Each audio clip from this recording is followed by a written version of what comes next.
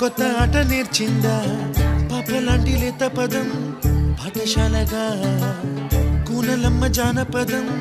పల్లె దాటి వచ్చిందా చవళిల జానతనం పాట చూపగా